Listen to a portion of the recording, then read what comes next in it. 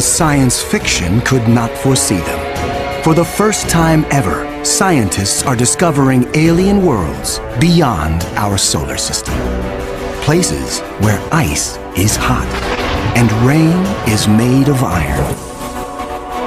They are uncharted, unearthly, and unpredictable.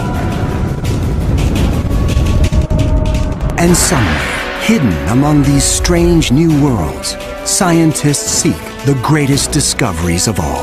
Planets like ours, alien Earths. 35 seconds. Let's go. Storage tank press closed. March 6, 2009. 22 seconds. Later, GN2 pressure go. This Delta II rocket is going through its final pre-flight check. 7.1.3. Drop 1. Engine start, 1, 0, and liftoff. It is the start of an extraordinarily ambitious mission.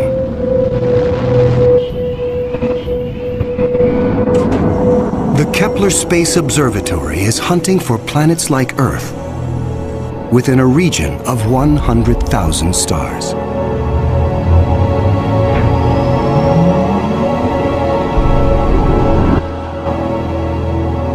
It is the culmination of a journey that began more than a decade ago with one of the most profound scientific discoveries ever made.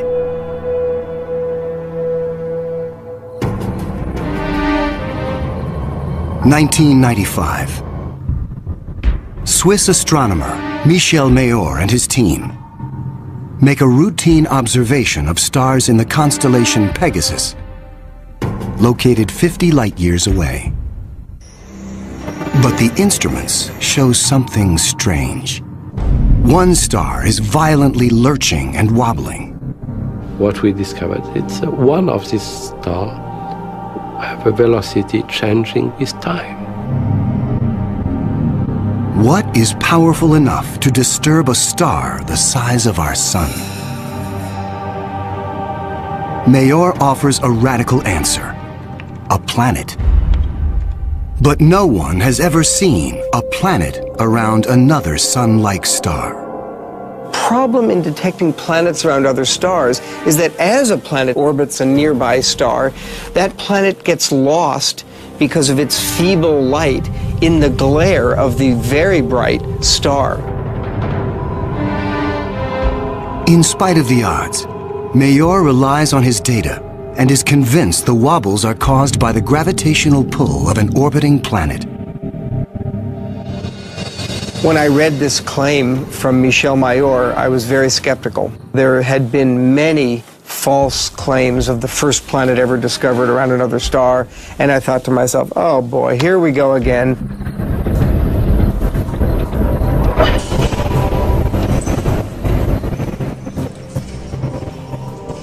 So I decided to observe the star on 4 consecutive nights.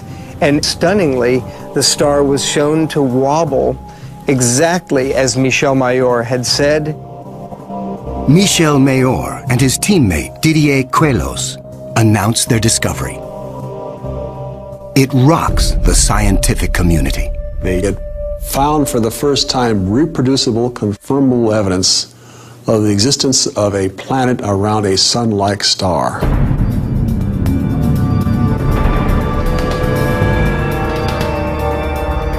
Officially called 51 Pegasi b, the planet is nicknamed Bellerophon in honor of the Greek hero who tamed the winged horse Pegasus. It is a planet that breaks all the rules. Bellerophon roasts in the blazing starlight at temperatures of roughly 1800 degrees Fahrenheit.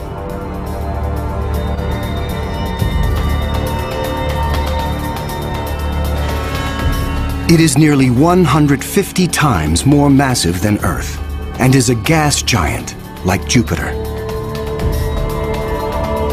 A gas giant is a planet made mostly of hydrogen and helium. Only the outer layers are gas, but inside, hydrogen and helium is compressed to huge pressures. It doesn't resemble a gas at all. Unlike anything found in our solar system, This is an entirely new class of planet, what scientists call a hot Jupiter. If you go to Hawaii and see the lava flow there, that's how hot a hot Jupiter is. It's very, very hot. The Earth is a comfortable 93 million miles away from the Sun. These hot Jupiters are roughly 100 times closer, and so the amount of sunlight that they get is 10,000 times larger. If this represents a star, and this a hot Jupiter is 3 to 4 stellar diameters away from the star. So that would be 1, 2, 3. This is how close a hot Jupiter would be to its star. Hot Jupiters are tidally locked. They present the same face to the star at all times, just like the moon does to Earth. It's going to be permanent daylight on one side and permanent nighttime on the back. If I were stuck on a hot Jupiter, I'd want to be on the back side and hope that some of the heat from the front side facing the star would make its way around the back.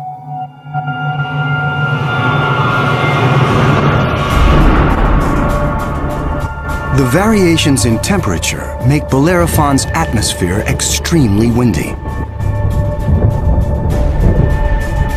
The wind howls at thousands of miles per hour, far beyond anything we could ever withstand. The heat blast guarantees water vapor cannot exist. But that doesn't mean there is no rain. It's far too hot for water liquid clouds to form here. But instead, these clouds would be made out of iron. Iron vapor can exist at temperatures much higher than water. And because of that, things could get a little messy.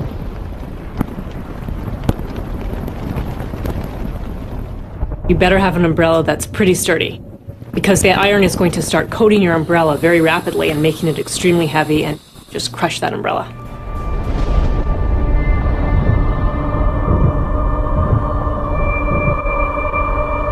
The sky overhead is filled with dancing curtains of color. Charged particles from the nearby star make auroras far more extreme than the northern lights on Earth. There is something even more unique about this newly discovered world. Bellerophon orbits its sun in a blistering 4.2 days. No self-respecting planet goes around a star in 4.2 days. None of the planets in our solar system take such a short amount of time. For scientists, the tiny orbit challenges long-held notions of how planets form. The fact that the planet was orbiting every 4 days was a total puzzle until one night in the middle of the night I woke up and said, well, this must be proof that planets migrate inwards. They don't stay put where they are. The key to the puzzle is found in how planets are made. Planets are a byproduct of star formation. When stars form, they have a disk of dust and debris around them, and out of that debris, planets form. Much of what we know comes from Hubble's Space Telescope, as it aims at regions like the Eagle Nebula. This interstellar cloud is studded with collapsing disks of dust and gas. A giant clump grows in the center of each disk. Temperatures reach a searing 18 million degrees. The same nuclear fusion that powers our sun is unleashed.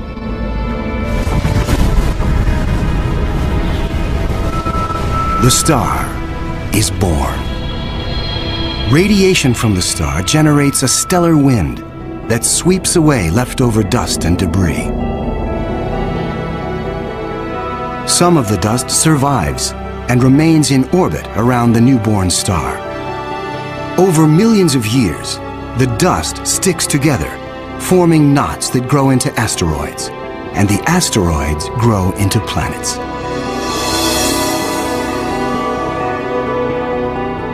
These planets migrate through the disk until they find a stable orbit. This is why Bellerophon is so close to its parent star. But one newly discovered world has found its stable orbit in a place no planet should ever go. 2001. Hubble Space Telescope is directed to an obscure star some 150 light-years away from Earth, in the constellation of Pegasus. This is the same region where Bellerophon was found 6 years earlier. Hubble is tracking another hot Jupiter, discovered by astronomer Geoff Marcy. But this one is different from Bellerophon. You've probably heard of the planet HD 209458b. It's a terrible name. A terrible name for a terrible place. HD 209458b has been dubbed by some as Osiris, after the Egyptian god of the dead. Osiris is over 200 times more massive than Earth. It has migrated perilously close to its sun at a mere 4 million miles from the blazing solar surface. Osiris broils in a planetary hell. The average daily temperature on Osiris is over 2,000 degrees. Forget global warming. This is global frying, and it causes Osiris to lose an estimated 550,000 tons of air every second. There's a leak of gas, a steady stream of hydrogen and helium, and that's making a big, huge cloud all around the planet. Its atmosphere is bleeding into space. Scientists speculate that a colossal trail of gas spirals behind the planet for thousands of miles. Osiris presents an unprecedented opportunity for astronomers. Using Hubble, they analyze the alien planet's bloated atmosphere. This is the absolutely first time where we could tell what is the composition of the atmosphere of an extrasolar planet.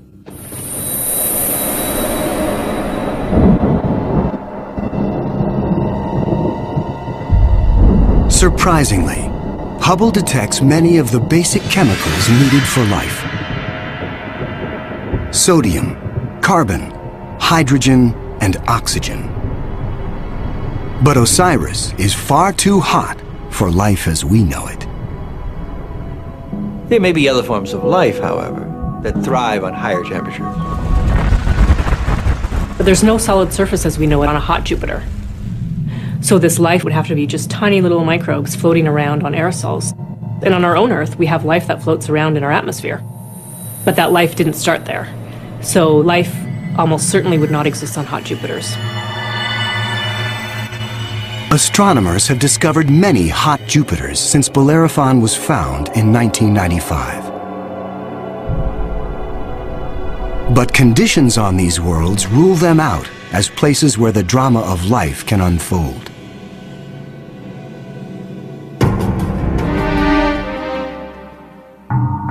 One of these gas giants is a planet that teases the rules of evolution.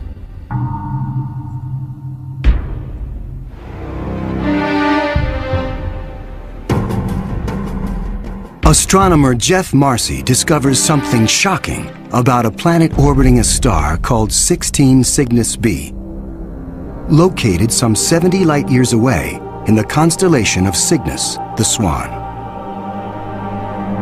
The planet was clearly in an elongated orbit, bringing the planet close to and then far from the host star. And this, of course, defied our expectations based on our own solar system, where all of the planets go around our sun in nearly circular orbits like phonograph grooves in a record. Like a giant yo-yo in space, the gas giant swings back and forth across its solar system, That is like the Earth swooping 25 million miles closer to the Sun, then slinging past Mars, all the way out towards Jupiter every year.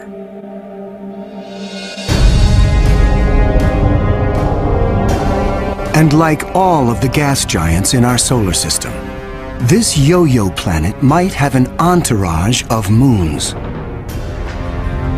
Marcy speculates that one of these moons could be similar to Earth. And here's where the interesting story begins. Imagine a rocky moon with lakes, oceans, maybe streams and waterfalls on the surface. The moon orbiting its planet, the two of them orbiting the host star. Unlike the airless moon that circles the Earth, this moon is a world with extreme seasons.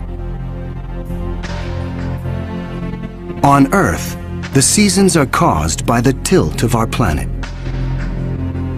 Here, they are caused by the elongated orbit. These poor planets that are in these elongated elliptical orbits suffer terrible changes in their climate throughout a year. As they make their closest approach, the yo-yo planet and its moon are blowtorched by the star. Summer begins. The atmosphere on the Earth-like moon is savaged with raging storms. Category 5 hurricanes on Earth are tiny eddies compared to the monster vortexes that form here.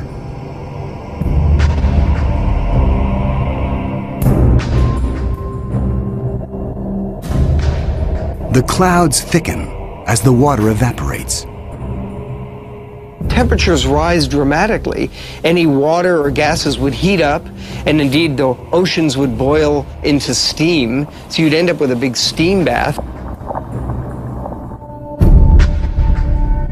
During the peak of the summer, the entire moon is smothered in 800-degree temperatures.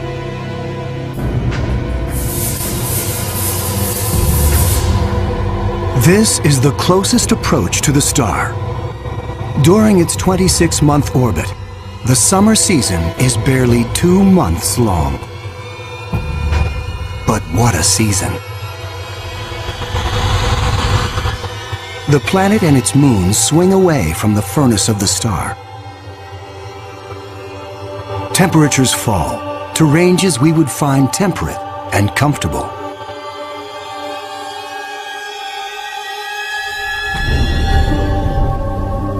With the coming of fall, the rains return to the parched and roasted moon.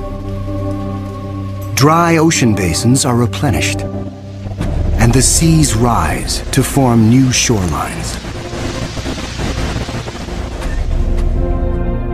Tranquility prevails as the yo-yo planet and its moon slip into the deep freeze of winter. Now, over 200 million miles from the star, the daytime sky is dark. Temperatures hover around 260 degrees below. Winters are long, lasting 17 months.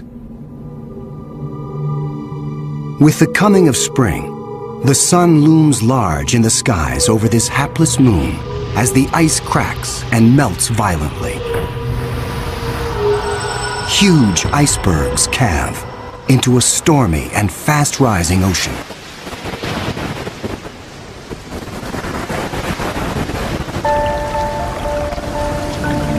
For 2 preciously short periods, during the spring thaw and the autumn rains, the climate on this Earth-like moon is balmy and comfortable.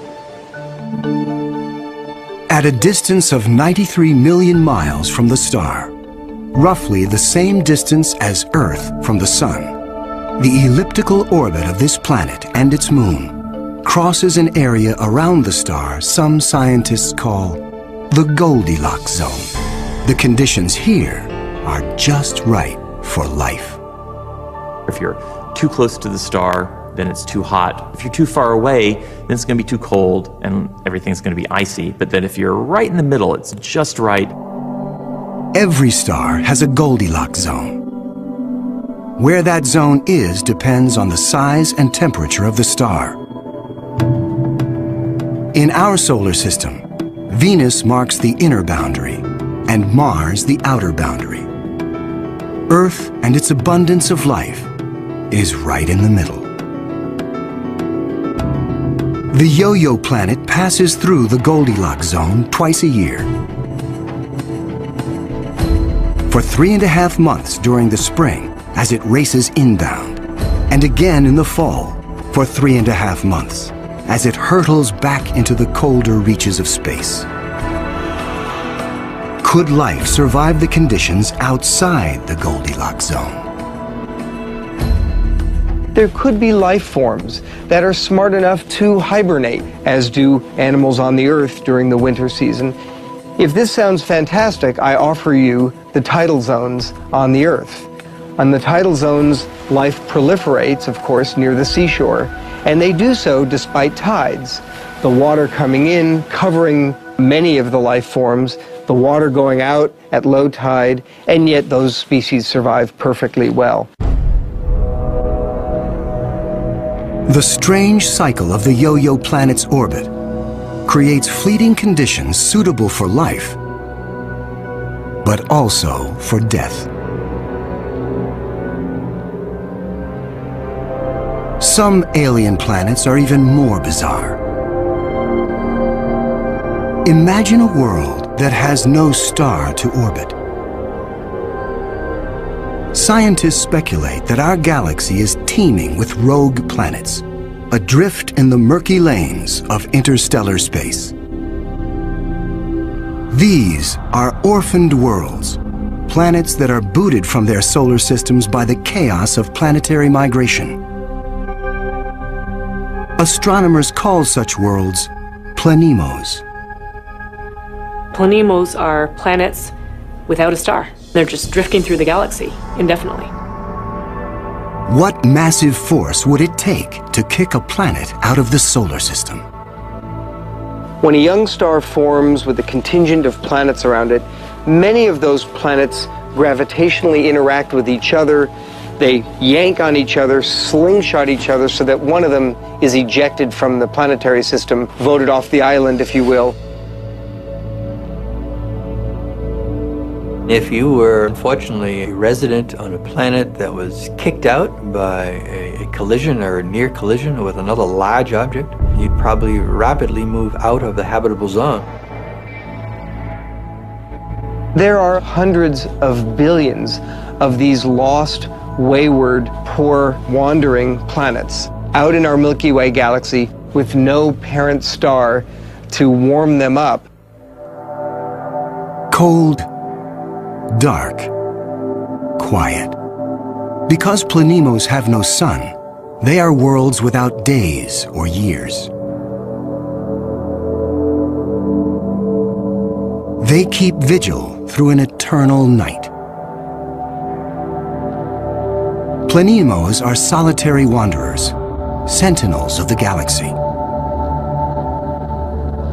Just because it's out there drifting in space doesn't mean a planemo is dead. If the planemo is a rocky world, it could well have life on it. A small rocky planemo without an atmosphere will slumber in extreme cold, far colder than the coldest winter day on our own South Pole. But a planemo large enough to retain an atmosphere traps the heat generated when the planet was first formed. It is the ultimate greenhouse effect. The heat and energy comes from the molten core deep inside the lonely planet. If the planemo is a gas giant like Jupiter, it may have a system of moons. The gravitational pull between the planemo and its moons creates friction, causing the interior of the moons to stay warm.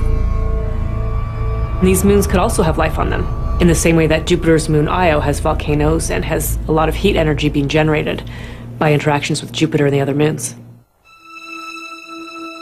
If anything lives here, it will be single cells, like common bacteria found on Earth. Not complex life forms. Without a sun to provide photosynthesis, these tiny organisms derive their energy from the chemistry in the soil of the planemo, or its moon. On Earth, there are similar conditions. Colonies of bacteria are found deep within mine shafts in South Africa. They have no access to oxygen nor light and survive entirely on the chemicals they make from the surrounding dirt. Their metabolisms are extremely slow, and they reproduce only once every 1,000 years. If life dwells on a sunless planemo, it could be organisms like them, marooned when their planet was young. While planemos slumber undisturbed, there are worse places to be in the universe. Like in the company of this lethal pulsar, some 980 light-years from Earth, in the constellation of Virgo. From afar, a pulsar looks like a blinking light. But up close, pulsars machine gun their surroundings with deadly radiation. They are no place for planets. Yet something interferes with the precision of this pulsar. One explanation is that the anomaly is caused by a planet. But many astronomers are skeptical that planets orbiting a pulsar can exist. The reason that's a problem is because pulsars are formed in these incredible explosions. When a red giant star explodes, a titanic fireball known as a supernova unleashes as much energy in 1 minute as our sun generates in its lifetime. When a star goes supernova, the shockwave is so immense it's hard to imagine any planet surviving that. When the cosmic dust clears, all that remains is the crushed core of the red giant, pulsing in the heart of an expanding debris field.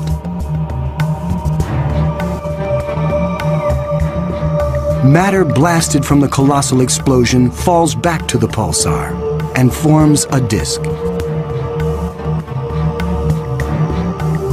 Within this chaos, a new world arises, born of fire and destruction, a planetary zombie raised from the carcass of the former red giant star. It's amazing that planets could form in that environment. A planet orbiting a pulsar will give you the feeling of being in a disco bar with a very strong strobe light, which is the pulsar. Radiation from this stellar beast breaks down the organic molecules needed for life. The pulsar has these very strong magnetic fields that are being spun around as the star is rotating quickly, and it's picking up any material, electrons, protons, and speeding them up and slinging them out at high speed. So it's like a solar wind with a vengeance. I can't imagine that there would be much of an opportunity for even simple life, microbial life, to emerge and to flourish on a planet around a pulsar. Largely because if you were in the pulse, you'd be severely energized, and if you were not in the pulse, you would be completely devoid of energy. The discovery of pulsar planets shows how new worlds can form in the wake of a star's destruction. No matter where a planet arises, the process of its birth is fraught with danger. Sometimes, the violence is so great, the end of the world comes before the beginning. 2007. Astronomers using the giant Gemini North telescope make a strange discovery in the Pleiades cluster some 400 light-years from Earth. A star known only by its catalog number, HD 23514, is surrounded by a giant donut-shaped cloud of dust and gas. The star in the middle of the donut shape is about 100 million years old. A cosmic toddler in astronomical terms. Our Sun is 45 times older. The conditions are perfect for planets to form. But spectral analysis finds something strange. The dust is utterly pulverized. Typically, a newborn star is surrounded by fledgling planets. Planets form around the young star in a protoplanetary disk of gas and dust. And then these planets go on their merry way orbiting the star, not realizing that they're in an orbit that's too close to another planet. Millions of years ago, two primordial planets orbiting HD 23514 are spinning toward doom. As the two worlds close in, tidal forces torque each planet from spheres to egg shapes.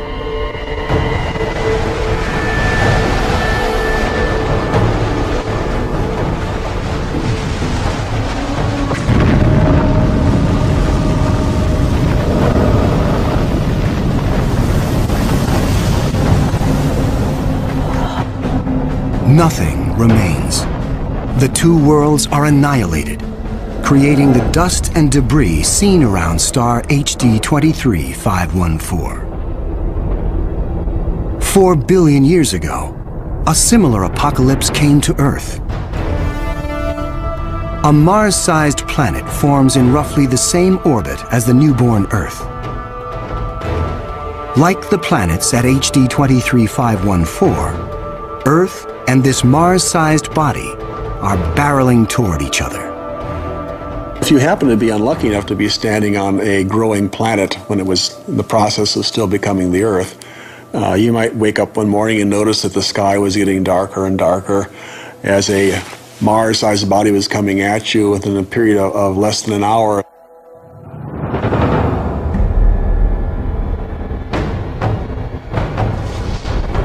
And when it hits, the shock wave is felt all over the planet, scouring the surface of the Earth. The collision obliterates one side of the planet. Molten rock sprays out into space. The entire globe is peppered by meteors and noxious vapor. It would actually make hell look like a Bahamas vacation.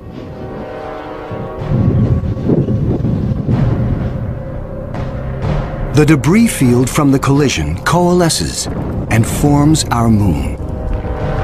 It is a new beginning for our planet. Collisions are part of the birth process for planetary systems. Building up a terrestrial planet is probably all about colliding pieces of rock together. And all across the galaxy, colliding pieces of rock are forming terrestrial worlds that defy the imagination.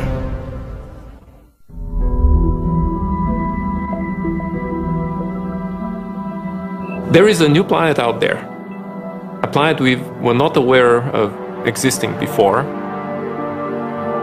It is not just one planet. It is a new type of planet. Earth on steroids. I like to call them super Earths. They're just like the Earth, except bigger, up to about 10 times the mass of the Earth. One family that the super Earths resemble just like our own Earth. Continents, oceans. Some of them may be very dry, like Mars. And then another family that we call water worlds or ocean planets that are completely covered with water. Welcome to Gliese 581c.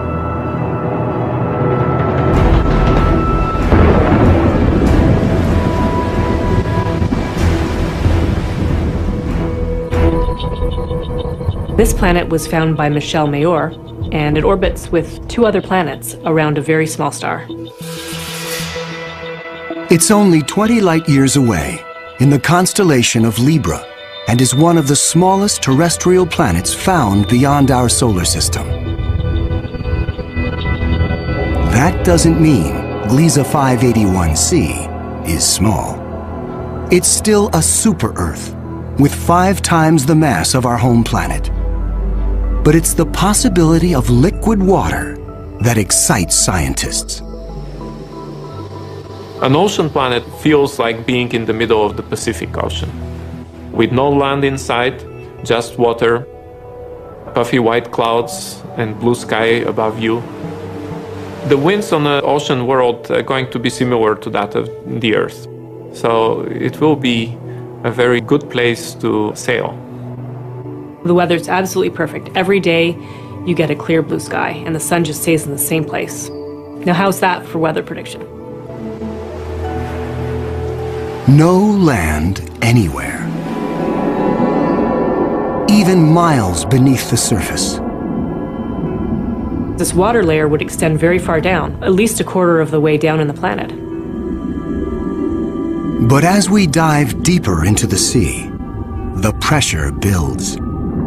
At 35,000 feet below the surface, we pass the point where the deepest oceans on Earth bottom out. We pass the 100,000-foot mark.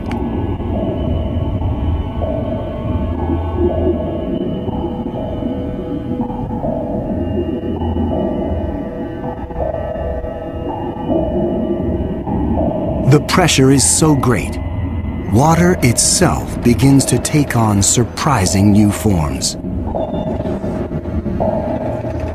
At a depth of 10 times the greatest ocean depth on Earth, we reach the bottom. When you have a large amount of water, then at the bottom of an ocean, you will form very high pressure in excess of 1 million atmospheres. And that pressure will compress the liquid water, that is the ocean, into a state which we call ice 7.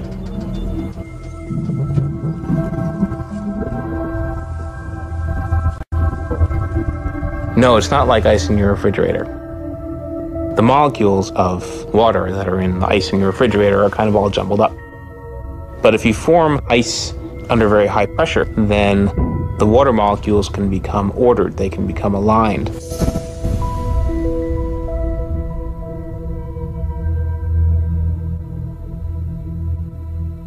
I can show you a crystal that is a very good analog to ice 7.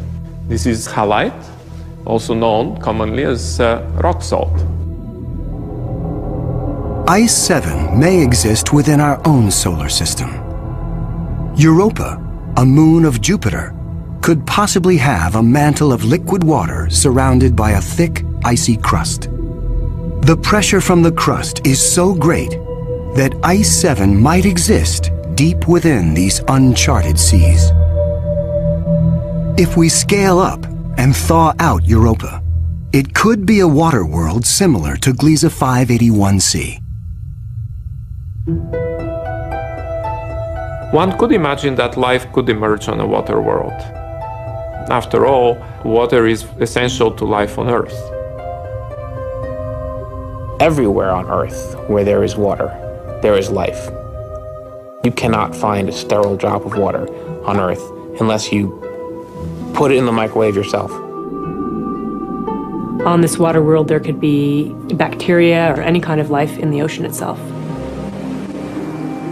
But not all of the super-Earths are water worlds teeming with life. When we talk about super-Earths, we talked about 2 major families of mostly rocky with some water and mostly water with an endless ocean. But one has to add to those a 3rd family of probably very rare super-Earths and Earth-like planets, which are called carbon planets. A carbon planet is unlike anything we've ever seen anywhere.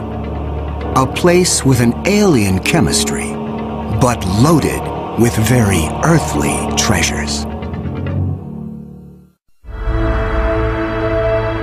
Throughout our galaxy, there are planets barren and poor and inhospitable.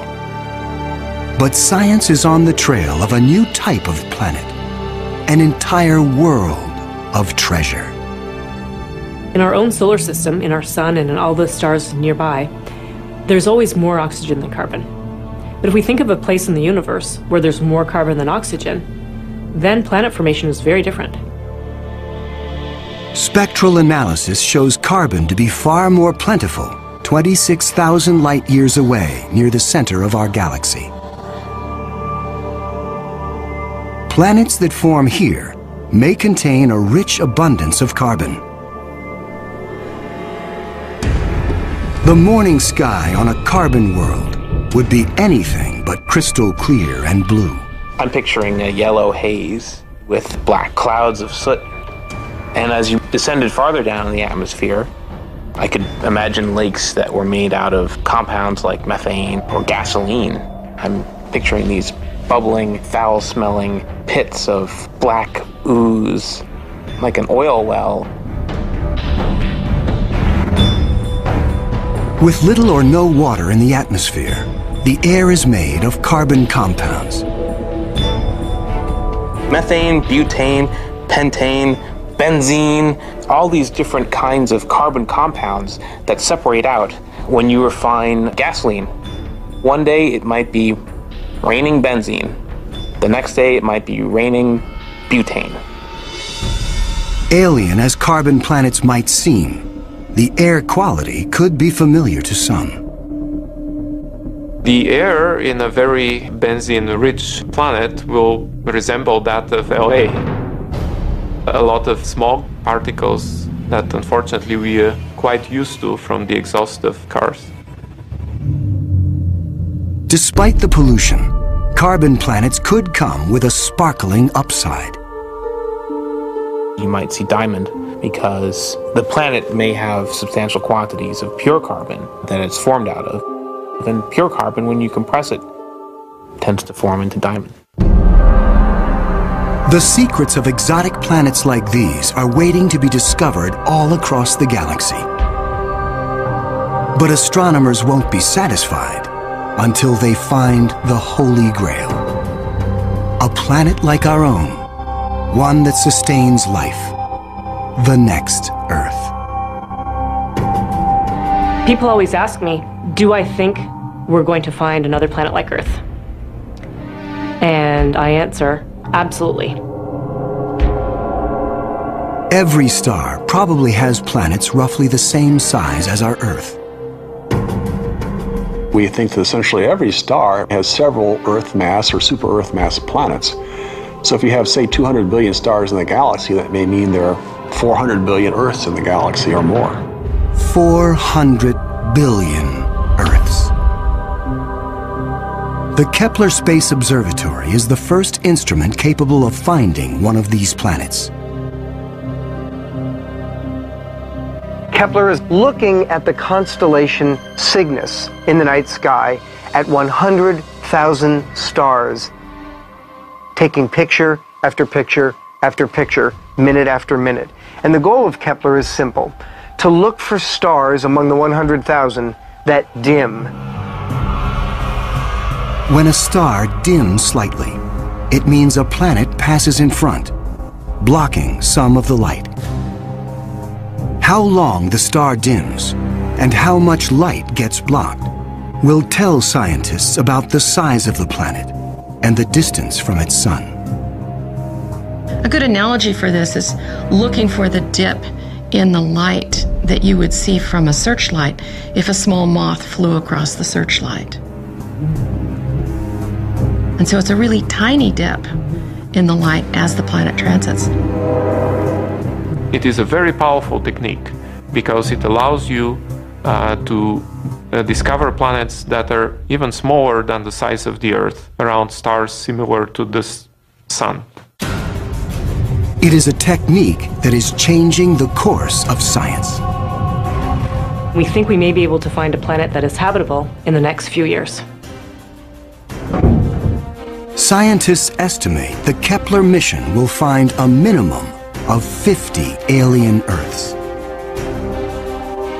One of the big questions that anybody looking for life beyond the Earth is facing today is, what if we don't recognize life even though we discover it?